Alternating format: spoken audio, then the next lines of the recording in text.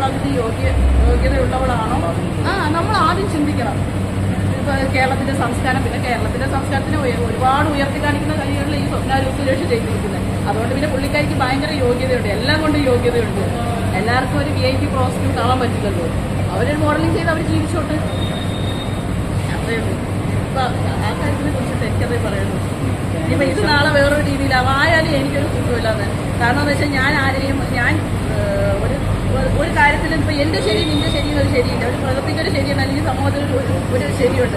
അല്ലാതെ നമ്മൾ അതിനെ വളച്ചൊടിച്ചിട്ട് അത് എന്റെ ശരി, അത് നിന്റെ ശരിയായിരിക്കണം എന്റെ ശരി എന്നൊന്നുമില്ല. ഇപ്പൊ നമ്മളിപ്പോ തലച്ചോറുള്ള ആൾക്കാർ ചിന്തിക്കുന്ന ഒരു ശരിയുണ്ട്. ആ ശരിയെ ഞാൻ മിക്കപ്പോഴും ഫോളോ ചെയ്യുന്നത്, ഞാൻ മിക്കപ്പോഴും ഇതാക്കുന്നത്.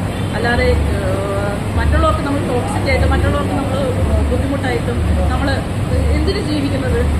മറ്റുള്ളവരെ എന്തിനാണ് നമ്മൾ വെറുതെ ആവശ്യമില്ലാതെ അവരുടെ കാര്യങ്ങളിൽ നമ്മൾ വലിഞ്ഞു കയറി അവരെ വേദനിപ്പിക്കുന്നതിന്? അതുകൊണ്ട് നമുക്ക് എന്ത് സന്തോഷം കിട്ടുന്നത്? അല്ല, അങ്ങനെ ആ സന്തോഷം, ആ ഡോപ്പമിൻ, അതിൽ ഹാപ്പിനെസ് കണ്ടെത്തുന്നവർ ശരിക്കും പറഞ്ഞ സമൂഹത്തിൽ അവർ നമ്മൾ മാറ്റി നിർത്തുക ചെയ്യുന്നത്. മറ്റുള്ളവരെ ജീവിക്കാൻ അനുവദിക്കാതെ അവരെ നമ്മൾ ഡിസ്റ്റർബ് ചെയ്ത് നമ്മൾ അവരെ മാനസികമായിട്ടും ശാരീരികമായിട്ടും, അതും ഒരു പരിചയമില്ലാത്ത ആൾക്കാരെയൊക്കെ നമ്മൾ വായിത്തോണ്ട് കയറി വിളിച്ചിട്ടും ആവശ്യമില്ലാത്ത കാര്യം. എന്നെ ഒരാൾ എന്തെങ്കിലും അറ്റാക്ക് ചെയ്യാൻ വന്നാൽ എനിക്ക് അവരെ ഇത് ചെയ്യാം. എന്നെ ഒരാൾ ഇങ്ങോട്ട് ഇടിച്ചു കയറി, എനിക്ക് പരിചയമില്ലാത്ത ഒരാൾ എന്നെ ഒരാൾ വന്നു കഴിഞ്ഞാൽ എനിക്ക് അവരെ കയറി വിളിക്കാം എന്നുള്ള ഒരു ഇതുണ്ട്. കാരണം എന്ന് വെച്ചാൽ ഇപ്പം എല്ലാവർക്കും പ്രതിരോധിക്കുക അല്ലെങ്കിൽ തിരിച്ചു നിൽക്കുക എന്നുള്ളത് എല്ലാവർക്കും കോമൺ ആയിട്ടൊരു കാര്യമാണ്. അല്ലാതെ ഒരു പരിചയമില്ലാത്ത ആൾക്കാരെയൊക്കെ നമ്മൾ വായിക്കും വിമർശനമൊക്കെ ആവാം. പക്ഷെ അത് ഒരാളെ നമ്മൾ ഹേർട്ട് ചെയ്യാത്ത രീതിയിലായിരിക്കും.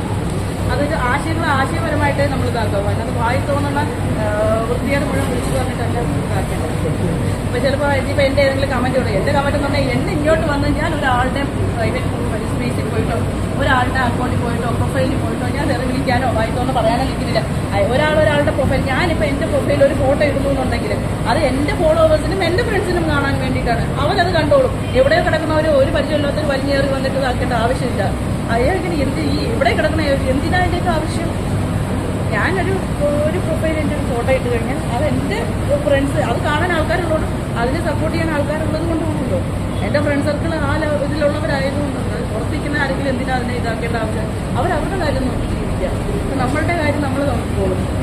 ഇപ്പം നമ്മളിപ്പോൾ പട്ടിണി കിടക്കുന്നു, ഒരാളിപ്പോൾ ഈ രേണുവിൻ്റെ കാര്യം, പുള്ളിക്കാരി പട്ടിണി കിടന്ന് ചിലപ്പോൾ ആരെങ്കിലും ചെന്ന് ഇതാക്കുള്ളൂ. അല്ലെങ്കിൽ പുള്ളിക്കാരി ഇപ്പോൾ കരഞ്ഞ് വിളിച്ചിട്ട് ഡിപ്രഷനായിട്ട് ഒരു സൂയിസൈഡ് ചെയ്ത് ആരെങ്കിലും ചെയ്യുമോ? അല്ലെങ്കിൽ ഇപ്പം എന്താ പറയുക, ഇപ്പോൾ മാനസിക നില തെറ്റി അങ്ങനെ എന്തെങ്കിലും ഇതായിട്ട് ഇപ്പോൾ ഞാനൊക്കെ ആണെങ്കിൽ പലപ്പോഴും എൻ്റെ മാനസിക ഭയങ്കര വിഷയങ്ങളൊക്കെ വരുമ്പോഴത്തേക്ക് ഇവൻ എൻ്റെ മമ്മിയുടെ ബ്രദർ, പുള്ളി എൻ്റെ എല്ലാമായിരുന്നു.